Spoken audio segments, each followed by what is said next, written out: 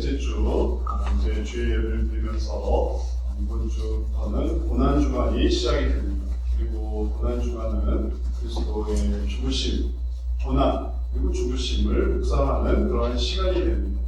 그래서 이 고난주간에 우리가 그리스도를 묵상한다고 할 때 어떤 사람들은 왜 우리 고난도 바쁜데 우리 고난으로 인해 괴로워하는 것도 버거운데 왜 예수님의 고난까지 생각해야 되는가 이렇게 생각할 수 있습니다.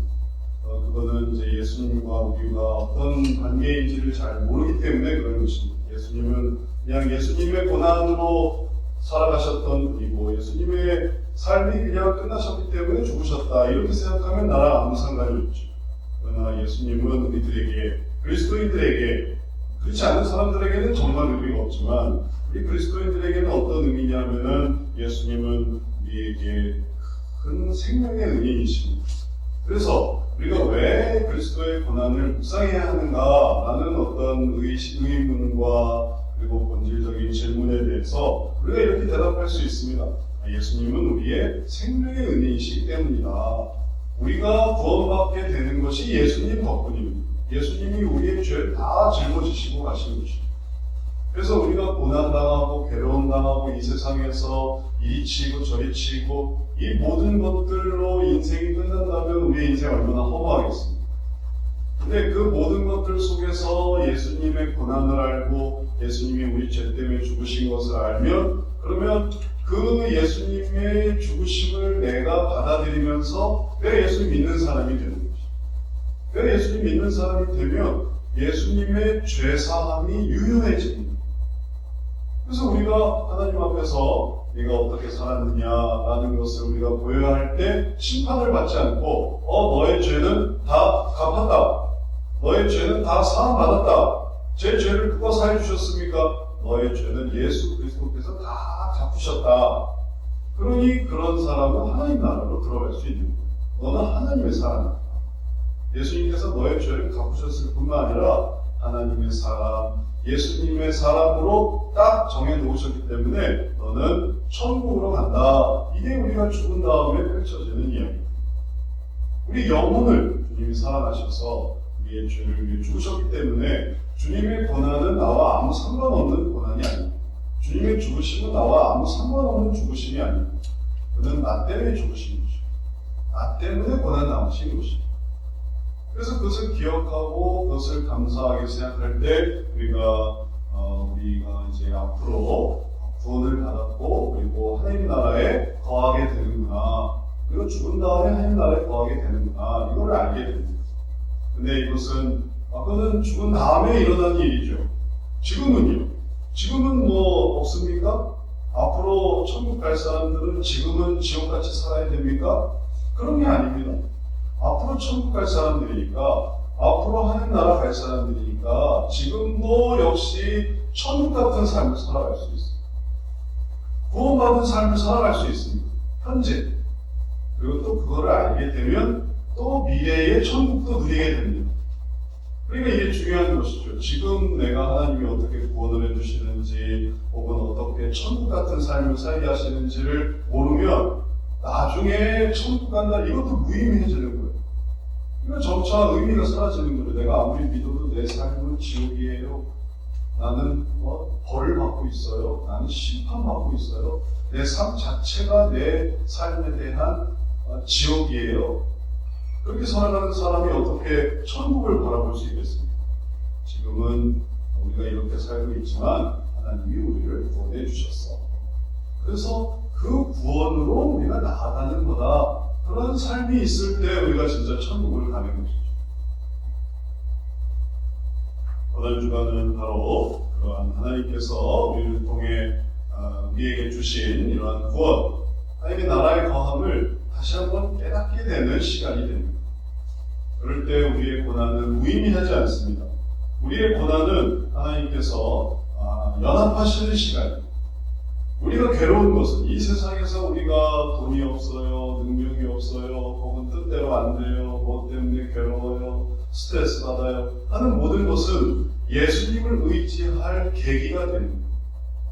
그래서 그 속에서 예수님이 정말 생명의 은인이시구나 이걸 살아있을 때 알 수 있게 되는 것입니다. 그러니까 이 분만 잘 따라가면 그러면 천국도 가겠구나, 이걸 알게 되는 거죠.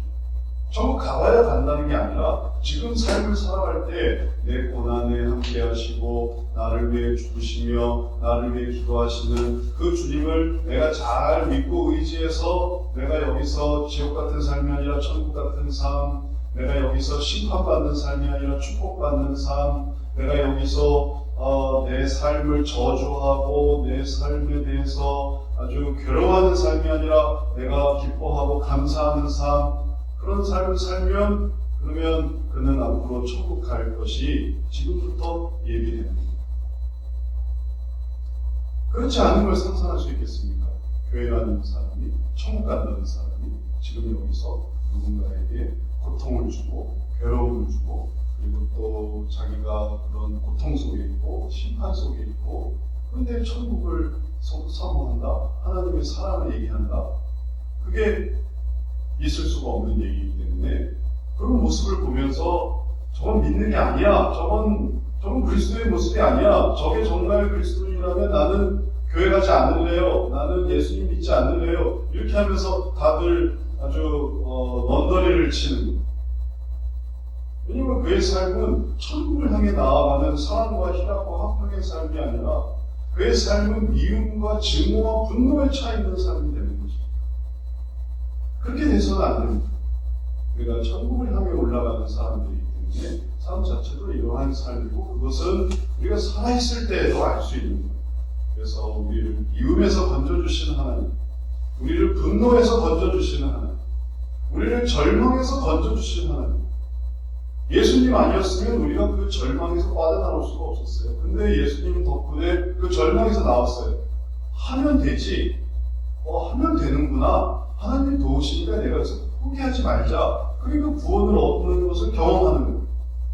또 내가 그렇게 미웠는데 예수님을 통해서 미워하지 말자. 예수님이 내 죄도 용서해 주셨어. 나를 사랑하셨어. 그러니까 내가 그 마음속에 미움이 싹 사라지고 사랑이 생기는 거예요. 분노가 이렇게 아주 충만했어도 예수님이 거기에 대해서 화내지 말고 또 너를 다스리기 위한 것이고 너에게 도움이 되는 것이고 네가 그 분노를 잘 다스리면 더 큰 상을 얻게 될 것이다. 이 예수님의 음성과 예수님의 가르침을 받고 원수가 뺨을 돌려대거든 또 왼쪽 뺨을 때리거든 오른쪽 뺨을 돌려대라. 또 오리를 가자면 심리를 봐라. 겉옷을 달라 하면 속옷을 주라. 원수가 배고프고 또 목마르거든 먹여라. 그런 말씀을 따라서 제가 그렇게 하겠습니다 라고 하면은 그러면 그 모든 분노가 싹 사라져요. 예수님 덕분이죠. 그러니까 내 영혼도 내가 천국을 갈 수 있겠구나, 그걸 알게 되는 것입니다. 이제 우리는 이것을 이해하기 위해서 우리의 고난 속에 예수님이 우리를 어떻게 구원해 주시는지를 알아야 되겠습니다. 예수님의 고난과 우리의 고난이 연결되는 것은 우리가 그분의 고난에 들어가는 것, 그렇게도 표현할 수 있는데 그것뿐만이 아니라 우리의 고난에 예수님이 어떻게 들어오시는지를 이해해야 돼요. 여기에 신경을 좀 넣어서 보세요. 그리고 예수님 고난 생각하면서 예수님 고난 당하셨으니까 나도 좀 인터넷 좀 중단하고 밥도 좀 덜 먹고 잠도 좀 덜 자고 예수님의 고난에 동참하자. 예수님처럼 십자가에 좀 매어보기도 하고 예수님처럼 무거운 것도 좀 져보기도 하고 예수님의 고난에 동참하자. 그러는 것도 의미가 있죠. 근데 그것만이 아니라 내가 고난스럽다면, 내가 고통스럽다면 그러면 예수님이 내 고난에 어떻게 들어오시는가, 이걸 생각해 보세요. 내가 정말 평안하다면 주님의 고난에 들어가 보는 것도 좋은데 내가 고통스럽다면, 내가 일이 바빠요, 내가 괴로워요, 내가 너무 마음이 불안해요, 그러면 예수님의 고난이 나에게 어떤 의미가 있는지를 생각해 볼 수 있습니다. 그러면 여기서 내가 어떻게 구원받는지도 경험해 볼 수 있는 거죠.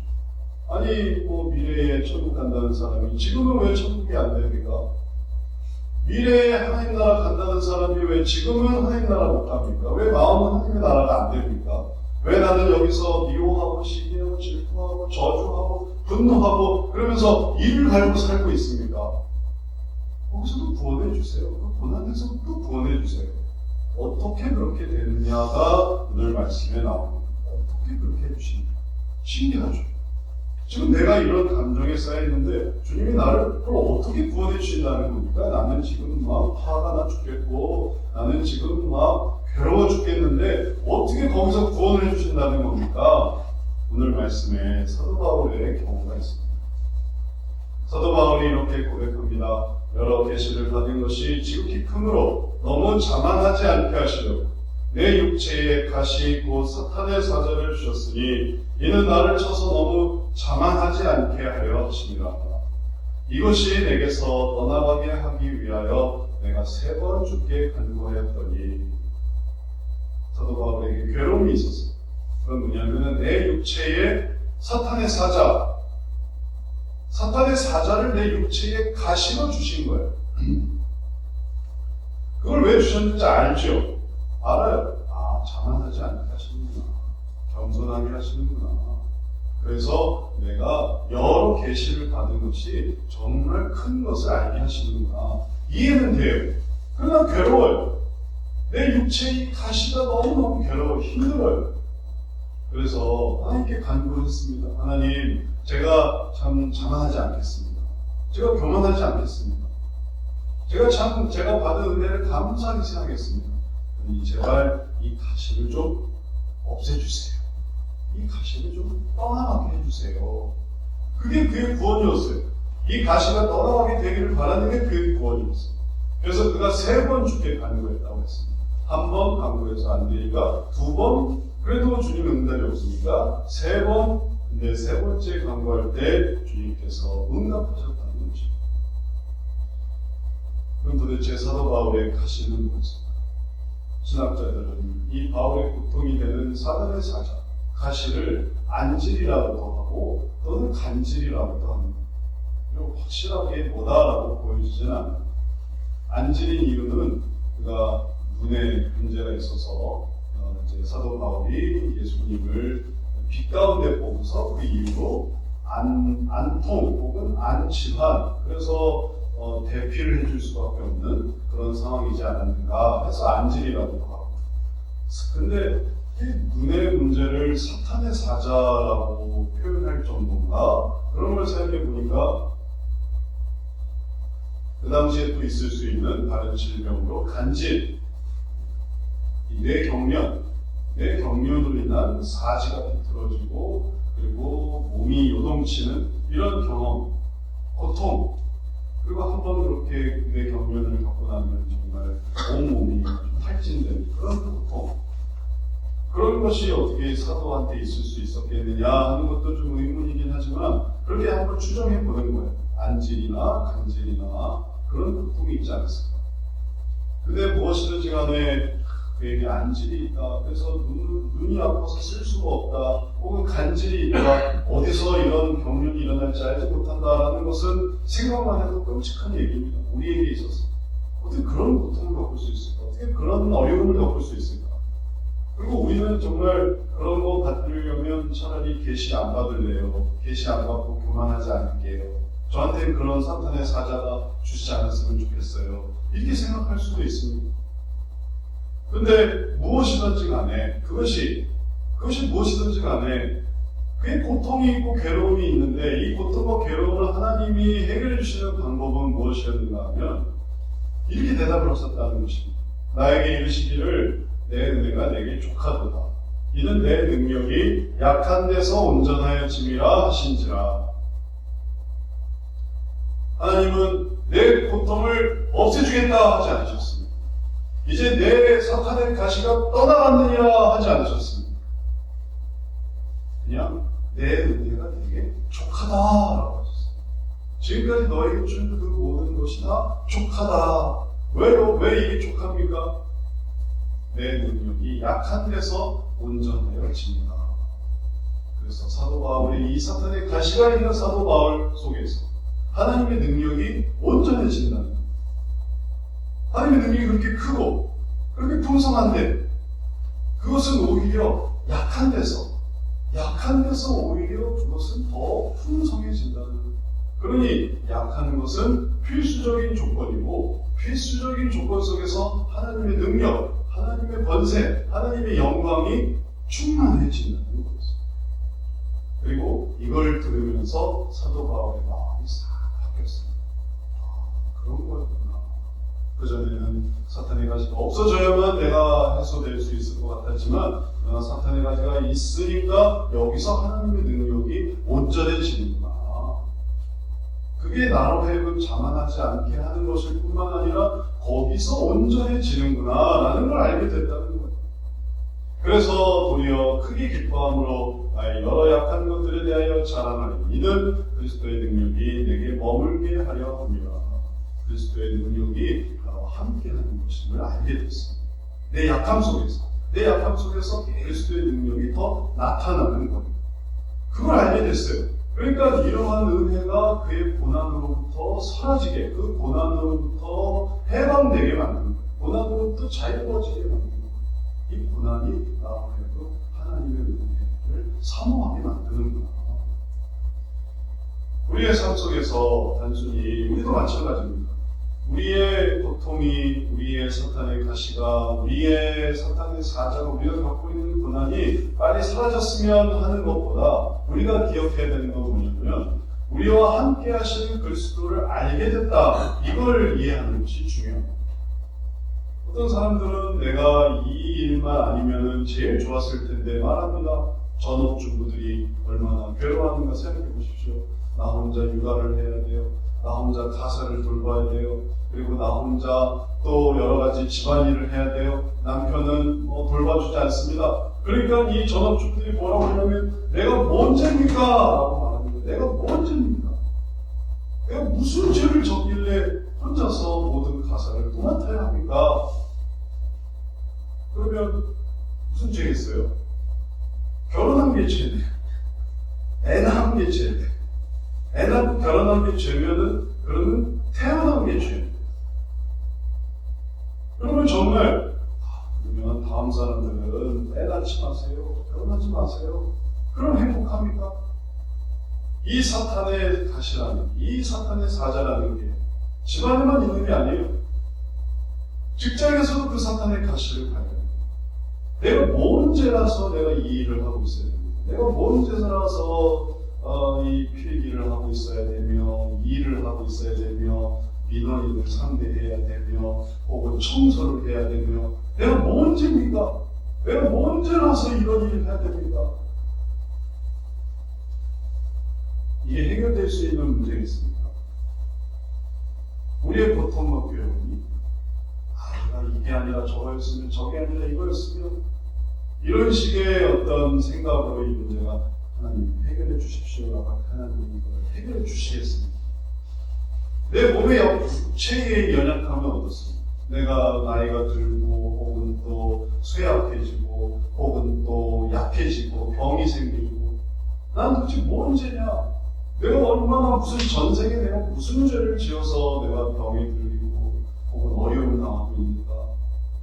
그런 생각이 그로 하여금 지옥을 만들고 이 세상이 끔찍한 지옥이 됩니다. 이 세상은 풍성하지 않죠. 이 세상은 자기 뜻대로 되는 세상이 아닙니다. 자기 육체 하나도, 자기 생명 하나도 어떻게 할 수가 없습니다. 자기 마음 하나도 어떻게 할 수가 없어요.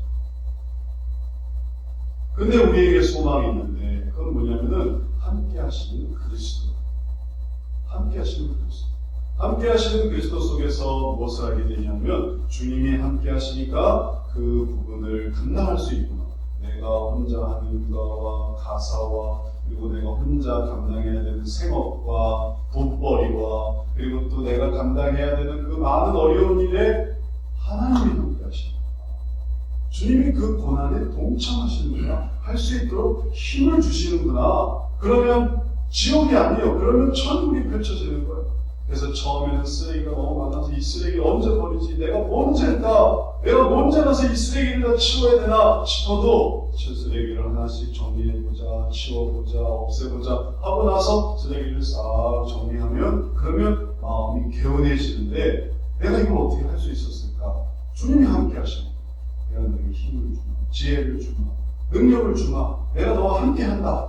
그러니까 연합의 느낌을 갖게 되면서, 응원의 느낌을 갖게 되면서, 격려의 힘을 받으면서, 그러면서 이 일을 한번 견뎌내는 거예요. 그리고 하고 나니까 마음이 평안해져요. 그 순간에 우리가 천국을 느끼는 거예요. 주님과 함께해서 살아온 삶이 참 감사하구나. 그래서 애를 키우는 거죠. 그 어려운 육아와 그 어려운 또 가사와 그런 것들을 어떻게 하겠습니까? 그걸 해놓고 나면 얻는 그 풍성, 그걸 해놓고 나면은 얻는 그 깨끗함, 그걸 해놓고 얻을 때의 그 결실, 그것들이 우리의 마음은 천국이 되는 거예요. 그리고 그 천국은 계속 이어집니다. 우리는 왜 이런 신앙생활을 하고 있고 왜 저렇게 신앙생활을 하고 있습니까? 하나님의 나라에 일을 가면 우리가 이 모든 것을 하는 것에 대해서 복을 주시겠구나. 복을 사모하면서 하는 거예요. 우리는 이 벌을 받으면서 신앙생활을 하는 게 아니고, 저도 목회하면서 항상 생각합니다. 하나님이 상급을 주시겠지. 하나님이 상을 주시겠지. 내가 뭔 죄라 이러고 있나. 내가 무슨 죄를 졌을까. 이렇게 생각 안 해요. 그럴 것 같으세요? 내가 뭔 죄라 이거 지금 교회를 하고 있습니까? 선교사님들이 그러겠습니까? 선교사님들이, 어떤 선교사님들은 진짜 밀림 한복판에 가서 그래서 원주민에게 복음을 진화하고 그런 걸 본 적이 있는데, 저런 곳에 왜 저러고 있을까 해도 그 이유는 하나님 나라에 소망이 있으니까 그걸 하는 거지. 내가 이 생존 경중에서 도태돼서 목회 자리가 없어서 그래서 밀려서 내가 이 선교지에 와서 지금 흑인에게 혹은 또 중동 사람들한테 우리가 이루고 있다, 이렇게 생각 안 합니다. 그렇게 생각하면 할 수가 없어요. 그건 선교가 아니죠. 그건 형벌이죠, 형벌. 그는 뭐 노동형에 처해진 그런 거예요. 그렇게 살아가는 사람이야. 우리가 결혼하고 우리가 가정을 꾸리고 우리가 집을 장만하고 우리가 또 기업을 경영하고 그 모든 것은 하나님께 대한 소망으로 살아가서, 그래서 학생을 가르치고 그리고 또 연구를 하고 그 모든 것을 하나님의 나라에 이것들을 나타내야지 하는 천국의 소망을 가지고 살아가는 거지, 심판을 받아서 우리가 어쩔 수 없이 여기 매여 산다 이런 생각이 아닙니다. 그러니 여기에 그리스도께서 오셔서 우리를 얼마나 이 하늘을 바라보게 하는지, 내가 여기서 이걸 감당하면 하나님이 복을 주시겠지, 내가 이걸 이렇게 잘 감당하면 하나님이 칭찬해 주시겠지, 그런 생각이 선으로 나아가는 것입니다. 그런 생각이 있었으면 가인이 아벨을 죽였겠습니까? 아벨을 찾으실 텐데 이러면 안 되지. 하나님이 틀림없이 네 동생 어디 있느냐라고 말하실 텐데, 그때 내가 제가 동생을 이렇게 했습니다 이렇게 말해야지. 그러면 그가 서든해야겠죠. 그러나 그런 거 신경 안 쓰고 하나님이 함께 하시면 신경 안 쓰는 거예요. 하나님 만날 것을 신경 안 쓰는 거예요. 그러다 보니 아벨도 죽이고 그리고 또 필요 없는 건 다 없애고, 그러니까 그가 유리한 자가 될 수밖에 없었다는 것이죠. 이제 그리스도를 알게 될 때 이것이 우리들에게 무슨 원리로 나타나는가를 기억해 보십시오. 촛불이 불을 피우는 원리가 있습니다. 초가 불이 붙기 위해서는 자기 몸을 연료로 태워야 돼요. 초가 불이 켜진다면 몸이 작아지는 거 아닙니까? 그 파라핀 양초 몸이 작아지는 거. 그러면 이걸 아끼려면 불을 꺼야 되는 거죠. 초가 작아진다, 초가 사라진다, 몸이 작아진다, 이걸 없애려면 촛불을 꺼야 되지만, 그러나 내가 이 초를 위해서, 불 켜지는 걸 위해서 내 몸을 희생한다고 하면은 불이 켜지는 거예요. 그래서 초가 불이 켜지는 거죠. 만약에 초가 불이 켜지지 않았으면 이 양초는 그냥 버려질 뿐이죠. 그 파라핀 그게 뭐에 쓸 데가 있겠습니까? 그건 아무데도 쓸 데가 없어요. 그거는 오직 불을 피는 데만 쓰일 수가 있어요. 그러니 우리가 우리의 삶 속에서 우리의 고난은, 우리의 헌신은, 우리의 희생은 여기서 이렇게 불을 피우는구나. 그리고 거기에 사용되는 것을 기뻐할 때 나의 고난을 통해 나타나는 하나님의 영광이 있는 것입니다. 내가 밥을 잘 차려주면서 나타나는 영광이 있어요. 내가 잘 정리하면서 내가 설거지를 잘 해놓음으로써 나타나는 영광이 있습니다.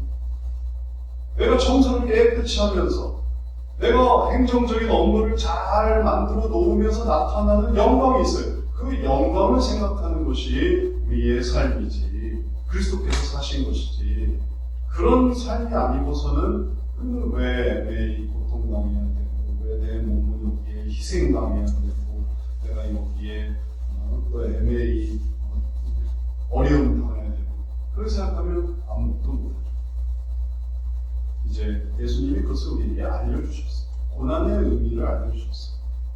거기서 함께 하시는 예수님은 나도 그 고난 속에서 그 천국을 바라봤다.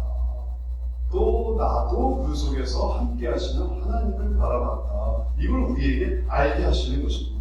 그러니까 우리도 예수님도 그러셨구나. 그러니까 나도 그것을 잘 감당해야지.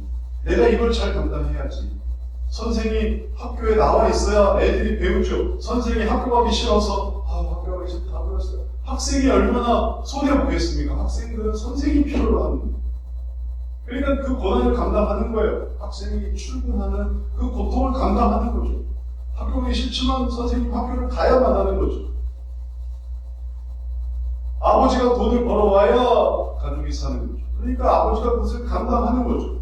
어머니가 집안일을 해줘야 또 아버지보다 어머니가 집안일을 더 잘해요. 그러니까 아버지는 돈을 벌고 어머니는 또 집안일을 하는 거죠.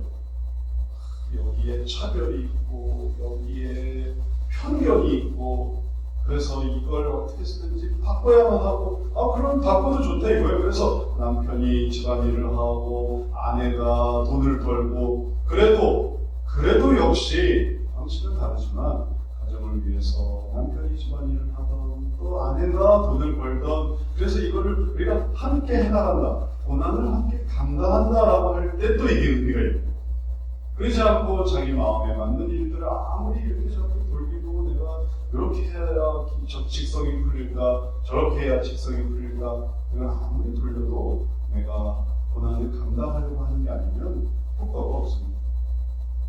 근데 이러한 고난 속에서 예수님을 의지하고 그리고 그것이 위로와 소망이 되고 내가 지금 비록 이렇게 집안일을 하거나 혹은 또 돈을 벌거나 혹은 또 내가 사람을 상대해야 되거나 혹은 또 어려운 일들을 감당해야 되거나 청소를 해야 되거나 혹은 아주 난처한 골치 아픈 서류 업무를 정리해야 되거나 그러나 이걸 통해서 내가 주님을 의지해야지. 주님이 함께 하시고 또 주님께서 행하신 그 일들을 내가 여기서 구현해내야지 라고 할 때에 이게 소망이 되고 그럴 때 하나님의 구원이 이루어집니다. 그게 지금까지 해왔던 일들의 어려움과 고통을 극복해 나가는 하나의 과정이 되는 것입니다. 저절로 그렇게 생각하는 사람들이 있어요. 긍정적인 사람, 낙관적인 사람, 항상 소망에 넘치는 사람 그런 사람은 또 그런 분위기에서 자라왔던 거죠. 그 집사람들은 항상 그런 분위기에 살아요. 그런 건 개의치 말자. 우리가 항상 소망을 생각하자. 그런 사고방식 속에서 살아온 가족들은 또 그렇게 또 살아갑니다. 그러나 우리들이 생각하는 것은 그러지 않았던 사람들 날 때부터 그런 어떤 긍정적인 생각과 날 때부터 어떤 소망의 생각이 있는 사람들이 아닌 그냥 고통하고 괴로워하지만 그러나 예수님을 통해서 달라지는 사람들을 생각합니다. 왜냐하면 이게 좋은 것 같아도 긍정적이고 낙천적이고 오래 생각하지 않고 이게 아주 이 세상을 살아가기에는 도움이 될 수 있을지 모르겠지만 예수님하고는 또 상관이 없어요. 예수님 때문에 달라진 게 아니지 않습니까? 예수님 때문에 그 이상으로 올라간 게 아니지 않습니까? 예수님과 연결된 게 아니지 않습니까? 그러면 예수님의 도움을 받은 게 아니고 예수님을 의지한 게 아니기 때문에 그냥 자기들끼리 낙천적이고 그리고 또 오늘 죽어도 여한이 없는 그러니까 아주 인생을 간단하게 단순하게 살아가는 사람일 수도 있는 거예요. 이제 성격적으로 뛰어나든지 아니면 성품적으로 연약하든지 어떤 사람들이든 간에 우리가 예수님을 바라볼 때 예수님은 우리의 위로와 소망이 되십니다.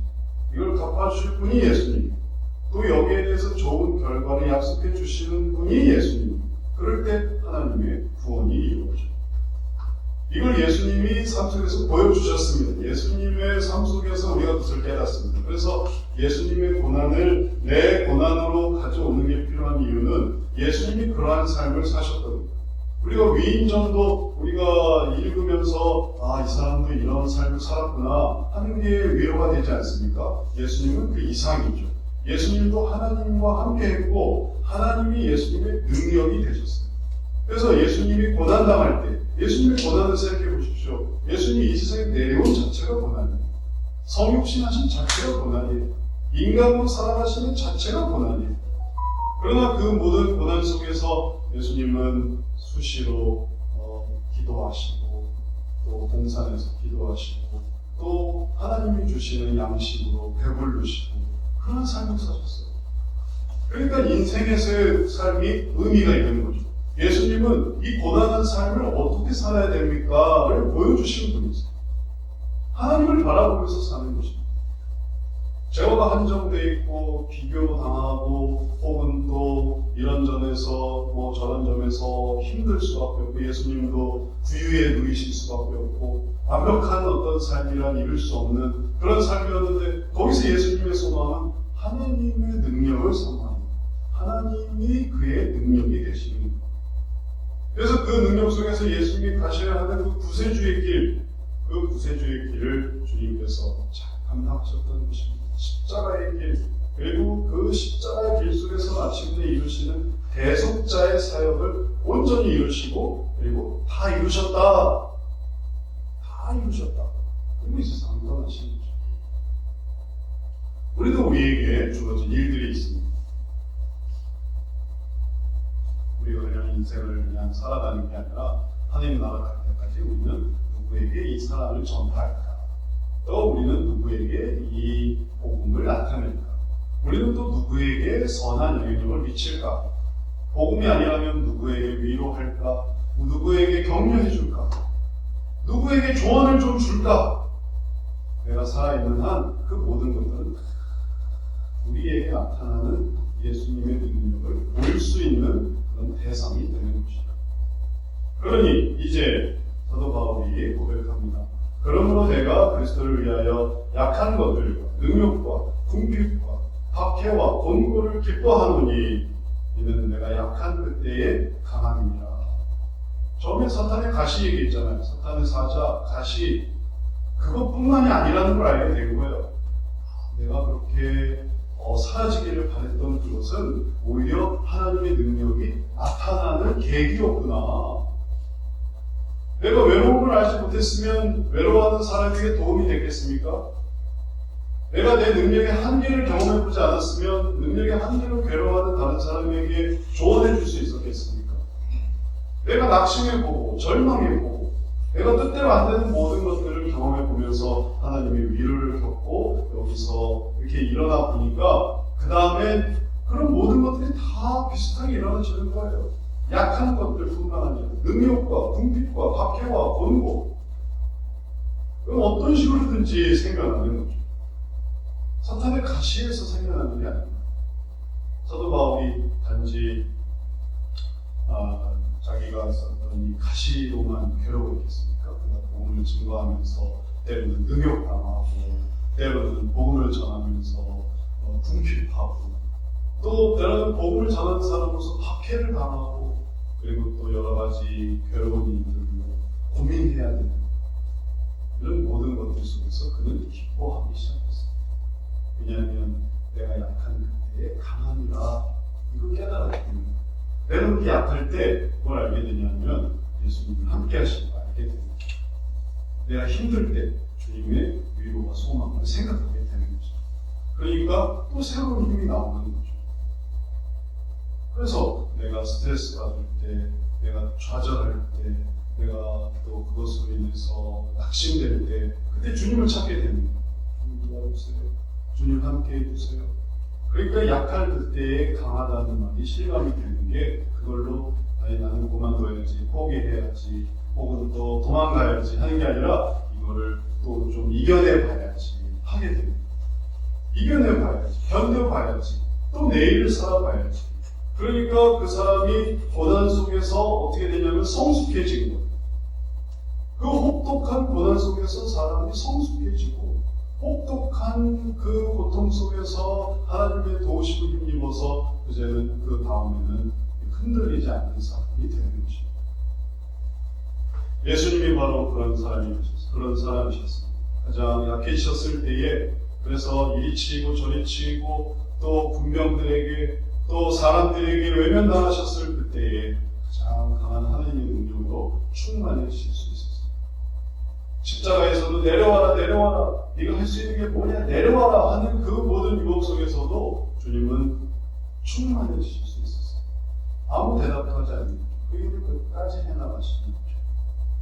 그러니 예수님이 마지막에 십자가에 달리셔서 죽으시는 그 과정은 하나님의 이 능력으로 충만해지시는, 하나님의 능력을 힘입어서 그 영혼을 하나님께 드리는, 내 영혼을 하나님께 담대히 드리는 것까지 가서 완성이 되신 것이지, 그 전에 만약에 내려오라는 대로 내려오고 그만두라는 대로 그만두고 포기하라는 대로 포기했으면은 영혼을 주님께 드릴 수가 있었겠습니까?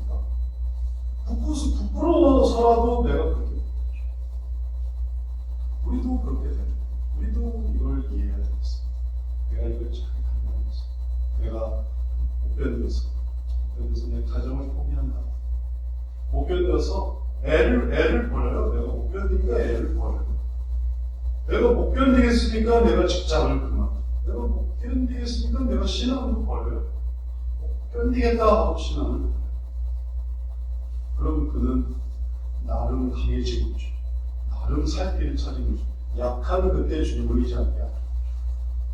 그러나 주님은 약할 그때에 주님의 능력으로 강해지셔서 거기서 버티니까 그 다음에 능력으로 충만해지셨습니다. 이제 주님의 고난을 생각하면서 우리 고난에 함께 하시는 주님을 생각해 보세요. 우리 고난에 함께 하시는 주님의 고난에 들어가는 것도 물론 좋겠지만 나올 수도 있으니까. 근데 우리 고난은 계속되는 거예요. 우리 고난은 눈 뜰 때부터 시작이 됩니다. 오늘 하루는 어떻게 시작이 될까? 이게 시작 아닙니까? 그때부터 주님을 생각해 보세요. 이 고난에 주님이 모셔드려지기 때문에 주님도 그 십자가를 지셨지, 사람을 감당하셨지, 그러면 우리가 이것을 이겨낼 수 있겠습니다. 그래서 예수님의 고난에 이번 주에 이걸 생각해 보세요. 예수님의 고난에 들어가는 게 아니라 특별히 이번 주에 내 고난에 주님이 함께 하셨다고 생각하는 거예요. 주님도 이걸 이겨내셨지. 이것까지 참아라 하셨지. 주님도 내려와라 내려와라 할 때 내려가지 않으셨지. 나도 여기서 흔들리지 말아야지. 그러니까 구원을 받는 거예요. 그게 구원이었어요.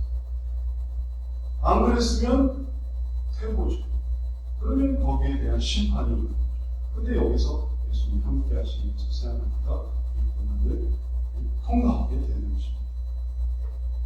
그리고 그때 이 말씀을 잘 기억해 보세요. 하나님을 생각할 때 약할 그때에 강하다. 내가 약할 그때, 내가 약하다고 생각하는 그때에 강해지는 이유는 주님을 붙들기 때문입니다. 이걸 보호하기 위해서 하나님께서 얼마나 붙드시는지, 이걸 얼마나 감싸시는지를 경험할 수 있어요. 내 약함을 주님께 내려놓고 이걸 감싸주세요. 저는 약합니다. 주님이 감싸주세요. 그러면 이게 튼튼해지게 됩니다. 그리고 그것이 주의 부활로 연결됩니다. 주님의 은혜가 바로 여기에 나타나게 될 것입니다. 이제 말씀을 마치겠습니다. 이번 주 진행되는 고난 주간 속에서 우리의 고난의 삶에 하나님이 함께 하심을 깨닫고, 그래서 하나님이 약할 그때 강하셨던 것처럼 우리도 약할 그때 강해져서 하나님의 영광을 보고 하나님의 축복을 보고 하나님의 상급으로 채워지는 귀한 삶 되시기를 주의 이름으로 축원합니다. 사랑해 주님.